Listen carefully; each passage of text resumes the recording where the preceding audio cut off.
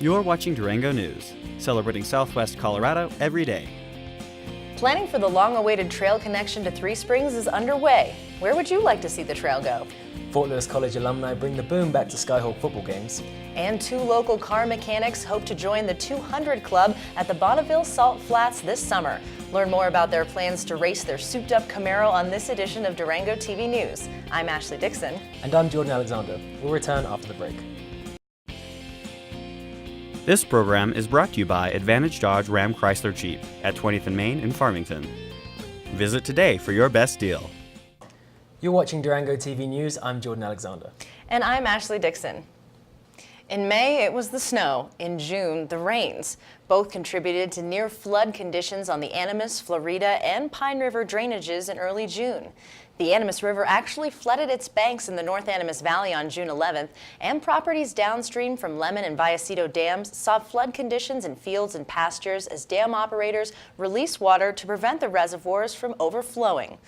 Butch Knowlton, director of the La Plata County Office of Emergency Management, said local agencies worked closely to monitor rain and snowmelt and manage water levels in the reservoir. Animas River rafters and kayakers were advised to portage their crafts around Smelter Rapids, where the city of Durango had installed rock barriers for a whitewater park. More experienced river rats took advantage of the high water to surf the holes and play in the rapids.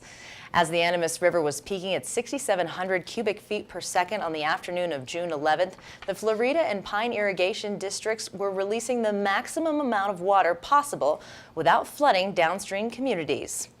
Knowlton said the reservoirs had been filled to near capacity to ensure adequate irrigation water after the dry winter. And because they were full, they didn't have much room for the snow and rain accumulations that followed in May and June. Reservoir levels down. One thing that those operators did not want was an uncontrolled release of water from those structures over the spillway and therefore going down through the streams in the Florida and Pine River drainages. So, had to release large volumes of water that people haven't seen, property owners haven't seen along those streams in years and years. And so it was a controlled flood, I think is what we would probably call it.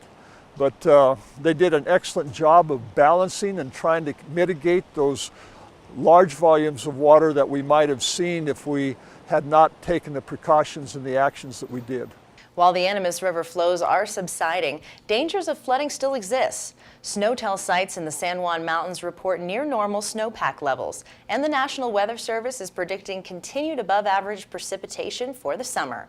If heavy rains hit the snow in the higher elevations, we could see river levels rising once again. This program is brought to you by Advantage Dodge Ram Chrysler Jeep at 20th and Main in Farmington. Visit today for your best deal.